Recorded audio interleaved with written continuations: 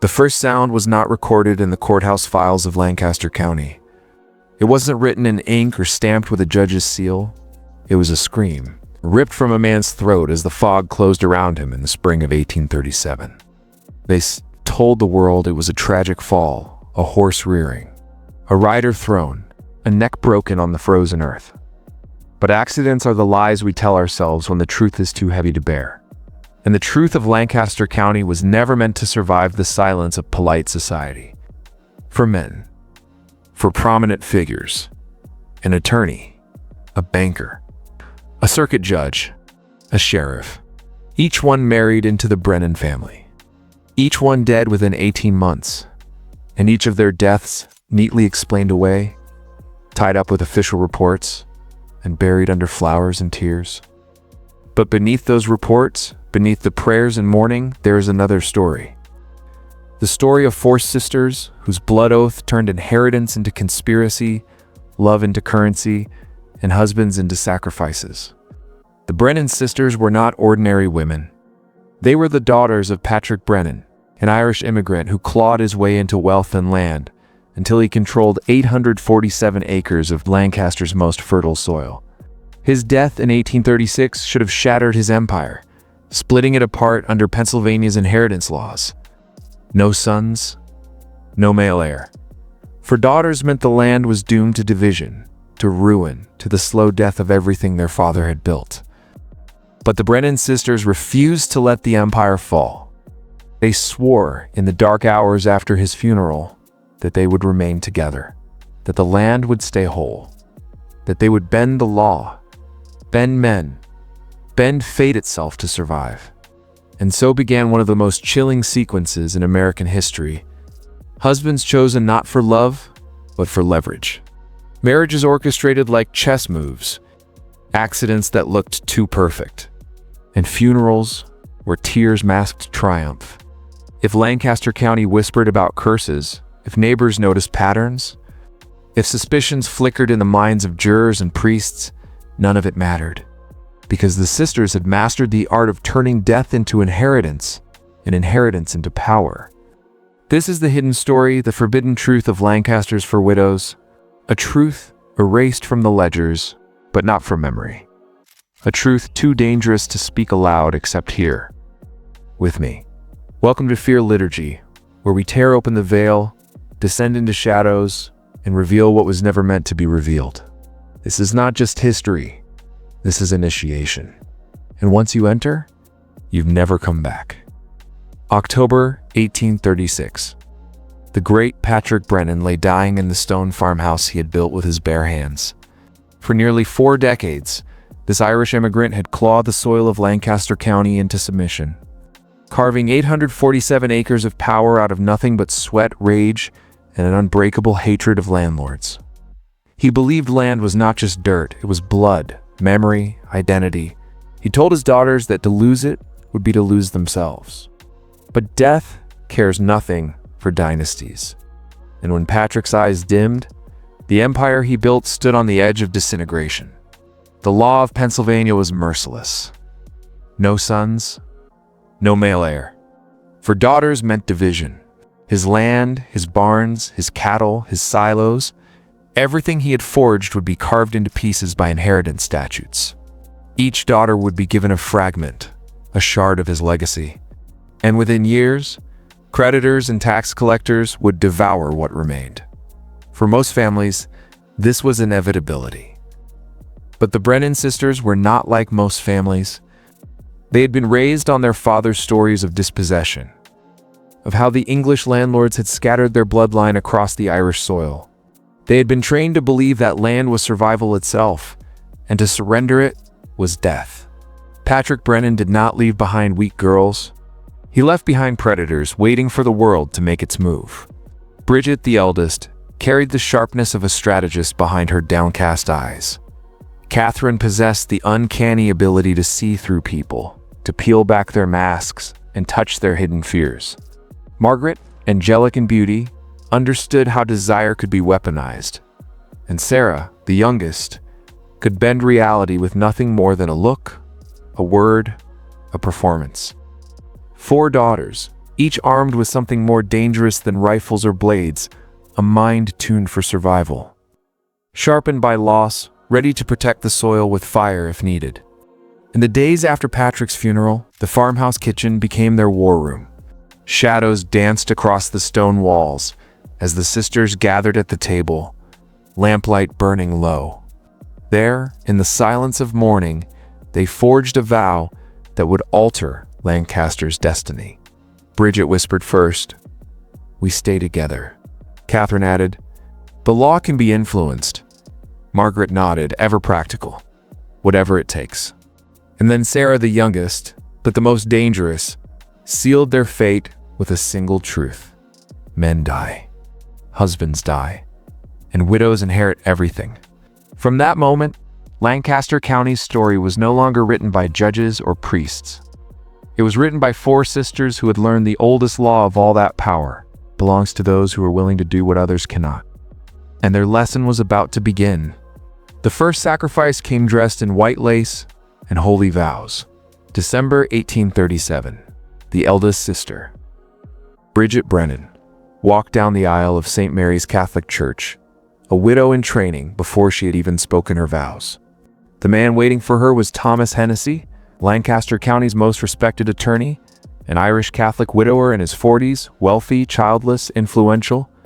He believed he was marrying salvation, a woman who would heal his loneliness and give him a second chance at family.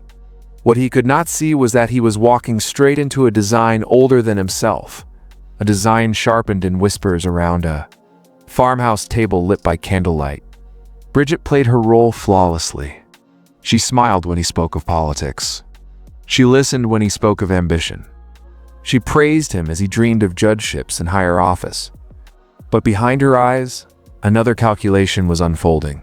Thomas Hennessy was not a husband. He was an asset.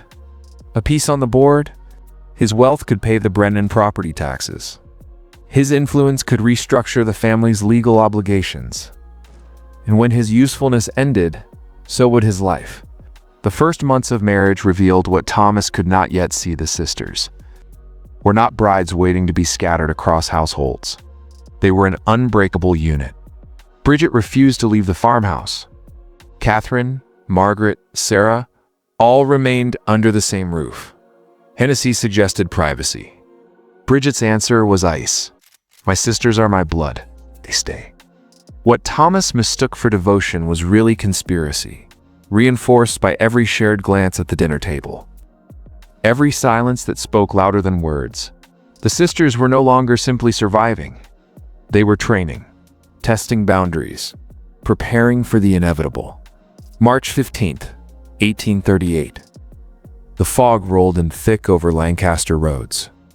Thomas saddled his mare for a routine ride into town. Neighbors heard raised voices earlier that morning, a quarrel, sharp, muffled by mist. Hours later, the horse returned to the farmhouse alone, drenched in sweat, eyes wild with terror. They found Thomas sprawled lifeless on the roadside, his neck broken, chest bruised, his body stamped by hooves. The coroner ruled it an accident, a tragic fall, but the details did not fit.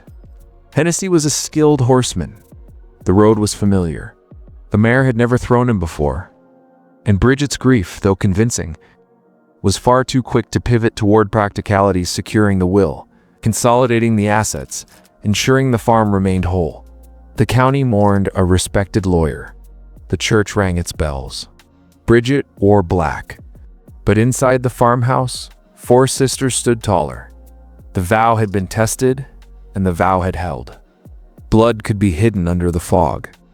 And Lancaster County had just witnessed its first shadow, a death that looked like misfortune, but smelled like design. The county spoke of Bridget's resilience. A young widow, so composed, so graceful in the wake of tragedy, but the whispers that spread through Lancaster's taverns and pews did not matter. The Brennan sisters had already moved to their next calculation. Death had tested their vow, and death had obeyed. Now it was Catherine's turn. Unlike Bridget, Catherine was not interested in charm or beauty. She was a woman of perception, a reader of men's weaknesses. Her marriage was not to be one of companionship, it was to be an investment. The target was Hamilton Crawford, a banker whose name carried weight in ledgers and vaults, but whose spine bent easily under the promise of affection. He was ambitious, hungry, eager to attach himself to Lancaster's rising families. Catherine fed him exactly what he craved, the illusion of being the savior of the Brennan women, the man who could guide their inheritance through financial storms. He believed he was securing his legacy. In truth, he was signing his death warrant. By the summer of 1838, Hamilton was fully entangled in the Brennan orbit. His accounts paid overdue taxes. His influence with creditors kept the Brennan estate intact. But more than that, his presence served as the sisters' second experiment. Could they bend not just the law, but also finance to their design? Catherine ensured that the answer was yes. She attended every meeting with him, not as a submissive wife, but as a silent partner. Her eyes sharp, her tone firm, steering his decisions while he believed he was leading. What the banker could not see was that he was no longer a man, he was a tool, and tools once used are discarded. November 4th, 1838. The night was bitter, the waters of Mill Creek swollen from autumn rains. Hamilton was last seen leaving a tavern, his coat buttoned tight, his boots unsteady from drink. Hours later, his body was pulled from the icy current, face pale, lungs filled with water. His death was ruled misadventure, a stumble in the dark, a slip on wet stones, a banker undone by his own carelessness. But questions lingered. His pockets were empty, his ledger missing, and several witnesses swore they had seen a figure in black standing on the creek's edge moments before his final scream was swallowed by the rushing water. Catherine wept. Of course, the devoted widow robbed of her protector, but inside the farmhouse, the sisters celebrated another inheritance folded into their empire. Bridget's eyes burned with satisfaction. Margaret smiled faintly. Sarah whispered the words that sent a chill deeper than the creek's waters to down. The vow holds. Lancaster County now had 2 graves, 2 widows, and no proof. The fog of tragedy thickened, and the Brennan sisters had only just begun to write their scripture of death. By the end of 1838, Lancaster County was uneasy. 2 men gone, 2 Brennan, widows in black, yet no accusations stuck. The whispers grew louder. Cursed family, ill-omened sisters. But Margaret Brennan, the third daughter, knew how to bend whispers into worship. She was the beauty of the family, her face a canvas of angelic serenity, her voice sweet as hymn, her manner graceful enough to disarm even the most suspicious neighbor. Where Bridget brought strategy and Catherine brought calculation, Margaret brought illusion. And illusions are deadlier than knives. Her choice, or perhaps the sisters' collective choice, was Judge William Harrow, a man twice her age, stern, proud, accustomed to authority. Harrow believed himself immune to manipulation. He saw Margaret as a prize, a radiant jewel that would elevate his status and soften his reputation for cruelty on the bench. He believed he was choosing her. In truth, he had already been chosen. Margaret knew exactly how to reflect back his pride, how to bow her head just enough, how to appear submissive while guiding his every step. The judge was not marrying a wife. He was marrying a mirage. The Brennan farmhouse became a theater. At dinner, Margaret played the adoring spouse, while Bridget whispered about property boundaries. Catherine pressed subtle questions about debts, and Sarah watched in silence, her eyes gleaming with secrets too dark for words. Harrow thought he was in control, but he had walked into a hive where every word, every gesture, every silence was calibrated against him. The Brennan sisters didn't just live with him. They studied him. They mapped his habits, his weaknesses, the weight of his breath when he slept. October 1839. Harvest season. The judge returned from a long day presiding over trials, his body weary, his voice gravelly. He retired to the farmhouse guest room, where the sisters insisted he stay during harvest nights. He lay upon the feather mattress, candlelight flickering against stone walls. The neighbors would later recall how the farmhouse windows stayed lit unusually late that night. What they could never see was the final act inside. The judge's breathing grew ragged, interrupted by coughs. By dawn, he was dead, his face pale, his lips tinged blue. The physician wrote, "Congestion of the lungs." Others whispered of apoplexy, a sudden stroke. But the truth whispered inside the farmhouse was darker. A pillow pressed gently, steadily by unseen hands. A judge who could silence others, silenced forever in his sleep. Margaret wept like a saint at the funeral, her beauty magnified by the veil of mourning. Crowds pitied her. Men sighed at the cruelty of fate. But back at the Brennan farmhouse, the sisters knew the vow had held again. 3 husbands gone, 3 inheritances folded back into the empire. And Sarah, the youngest, whispered what none dared speak aloud. "Death is our dowry, and it has made us rich." Lancaster now trembled at the Brennan name, but trembling is not the same as action. No one dared confront them. No one dared accuse. Fear had already taken root, and fear, like land, was something the sisters knew how to cultivate. By 1840, Lancaster County had learned to lower its voice whenever the Brennan name was spoken. Bridget, Catherine, Margaret, 3 widows cloaked in black, 3 inheritances secured, 3 graves in the soil. But the vow was not yet complete. One sister remained unwed, untested. Sarah Brennan, the youngest. And though she carried the innocence of youth in her features, she was perhaps the most dangerous of them all. Sarah had grown up watching the world underestimate her. Too young, too quiet, too fragile, they said. But fragility can be the sharpest mask. She understood performance, the art of appearing vulnerable, the power of drawing protection from men who believed themselves guardians. And her stage was set the moment Sheriff Samuel Keating entered the Brennan orbit. He was no banker, no lawyer, no judge. He was law itself, the county's badge and sword, a man who had sworn to uphold order. He believed he was marrying a lamb, a girl in need of safety. What he was really marrying was a wolf in lamb skin. The wedding was quieter than her sister's. No grandeur, no spectacle. Sarah's performance was subtler. She leaned into her husband's strength, let him boast of his authority, smiled sweetly as he told townsfolk he had finally tamed the wild Brennan clan. What he did not see was the way the sisters closed ranks around him. At dinner, his words were tested, his routines memorized, his ambitions noted. The farmhouse once again became a crucible, melting down his authority into something malleable, something the sisters could reshape or destroy. The end came in the summer of 1841. Lancaster awoke one morning to panic. Sheriff Keating had vanished. His horse was found tethered, his gun still in its holster, his badge on the table. Hours of searching led to the Brennan property, where farmhands drew up water from the old stone well. What they found floating in its depths silenced the county. Samuel Keating's lifeless body, pale and bloated, his eyes wide in frozen terror. His death was ruled accident, a drunken stumble in the night, a fall into the well he had come to inspect. But questions lingered, as they always did. How could a seasoned sheriff, sober and strong, misstep so gravely? Why had Sarah's voice, trembling with grief, sounded rehearsed? And why did the sisters bar the neighbors from entering the farmhouse the night before? The county buried its sheriff.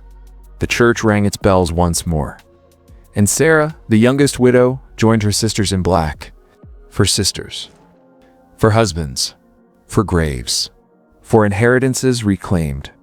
Lancaster whispered of curses, of witches, of divine punishment.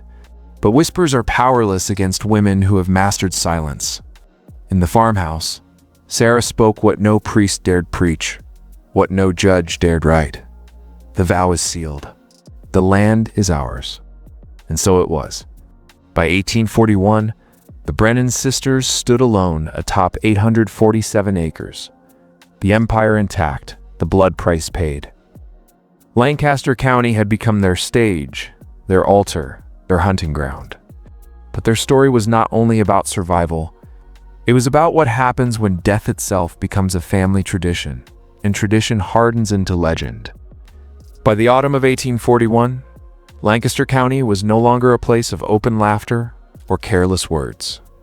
A silence had taken root in its streets, heavy and unspoken, stretching from the courthouse steps to the taverns where men once boasted freely. It was the silence of fear, the kind born not of war or plague, but of whispers about 4 women who had outlived every man who dared to claim them. Farmers passing the Brennan property lowered their voices, even when speaking only to their own sons. Mothers warned their daughters not to envy the sisters' wealth, for such fortune carried a shadow.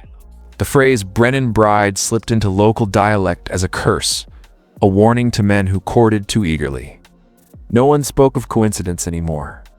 Not after 4 prominent men, attorney, banker, judge, sheriff, had gone to their graves within 4 years, all tied to the same family, all leaving their fortunes behind like offerings at a pagan altar. Some whispered of poison slipped into evening tea, of ropes pulled tight in the dark, pans stronger than their delicate forms betrayed. Others said darker thing, that the Brennan sisters had bound themselves to ancient rites, the kind their Irish ancestors had carried across the sea, that they had called upon shadows older than America itself to guard their land, that Lancaster's soil drank more than rain, that its fertility had been purchased in blood. And still others, the boldest, the most foolish, claimed the sisters had simply outplayed every man who mistook his strength for power, authority for destiny. Yet no one moved against them. No court dared summon them. No priest denounced them from the pulpit.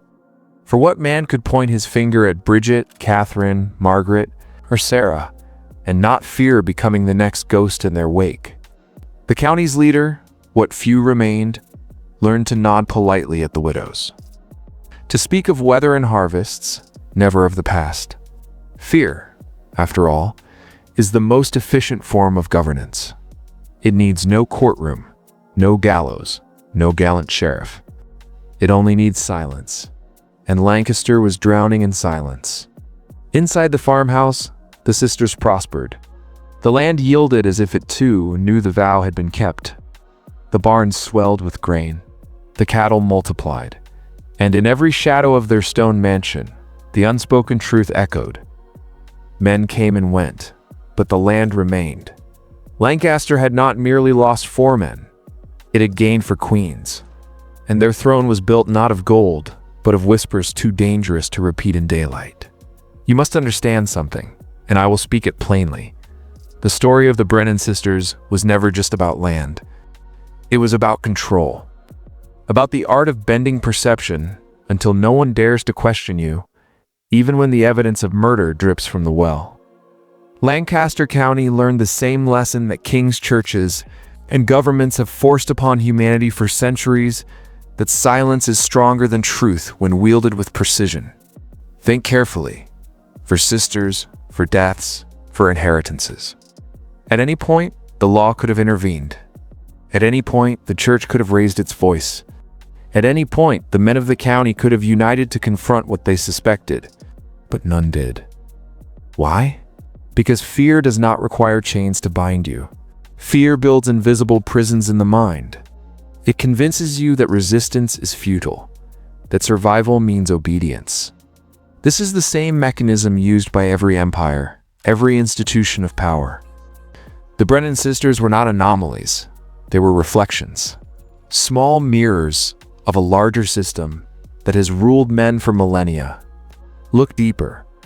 When Bridget charmed her attorney husband, when Catherine disarmed the banker with her vulnerability, when Margaret enchanted the judge with her innocence, when Sarah lulled the sheriff into complacency, they were not simply women surviving. They were architects of perception, weaving reality like priests at a dark altar. They understood the unspoken law. People don't obey truth, they obey belief. And belief is shaped not by facts, but by fear, desire, and silence. Do you see it now? This is not history. It is a manual. A forbidden textbook left in the bloodstains of Lancaster County. And here's the truth they would never want you to grasp. You are surrounded by Brennans even now. Not in dresses, not in farmhouses, but in suits, in institutions.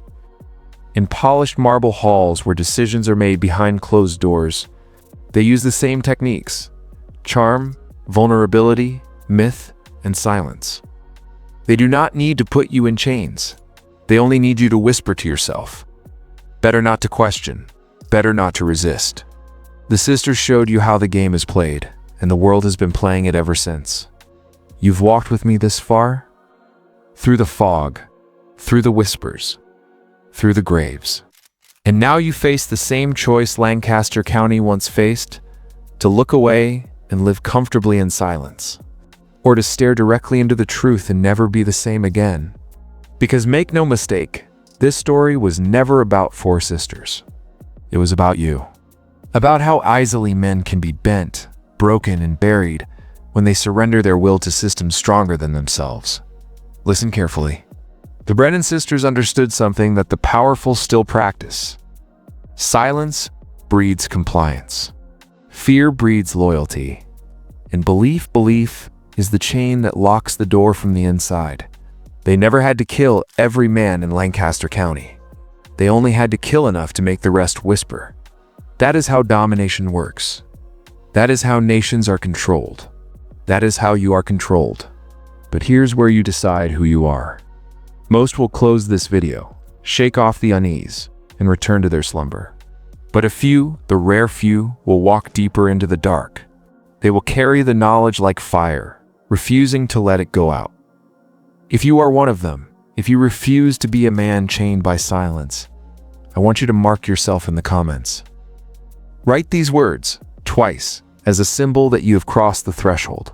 I will not whisper. I will not whisper. Do you feel it? That phrase is not for me. It is for you. Because the moment you type it, you anchor it. You make a pact, not with me, but with your own will. Lancaster County drowned in silence because its men whispered instead of speaking. If you will not repeat their fate, you must declare it, twice, out loud, visible, undeniable. The sisters held their land with fear. You will hold your soul with defiance. The choice is yours. Whisper or speak. So the vow was kept. For sisters, for graves, for inheritances. By 1841, the Brennan farmhouse stood untouched, the land unbroken, and the family dynasty unchallenged. History recorded for accidents, for tragedies. But you and I, we have walked the shadowed halls of truth. We know that what Lancaster County buried in its soil was not just men, but memory. And memory, when suppressed, becomes poison. Ask yourself, why does this story still echo nearly 2 centuries later? Because it is not just a tale of 4 women, it is a parable of power. The Brennan sisters showed what institutions have always known, that survival is not won through justice, but through control, through silence, through fear.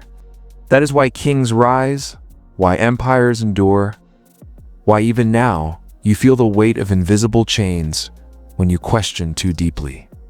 The Brennans were not unique. They were a mirror, held up to show us who truly rules and who truly obeys. But mirrors are dangerous. Once you see yourself in them, you cannot unsee. And you, right now, are staring into one. Do you feel it? That unease in your chest. That sharp awareness that you are being told something you were never meant to hear. That is the sound of awakening. Dangerous knowledge always feels like this. It unsettles. It burns. It demands you act differently than before. The men of Lancaster whispered, and they were buried. You have spoken, and you will not whisper. This is fear liturgy, and we do not whisper. If you carry this story with you tonight, then let it mark you. Share it so others may step into the shadows. Subscribe, not for entertainment, but for initiation into truths too sharp for silence, too forbidden for the daylight. Because here, we do not chase comfort. We chase the dark. We chase the hidden. We chase the forbidden history that reshapes men forever. And so, as the church bells toll in the distance of Lancaster's forgotten fields, I leave you with this. Beware the houses where silence rules. For in silence, power thrives. And in silence, men vanish. Until next time, do not whisper.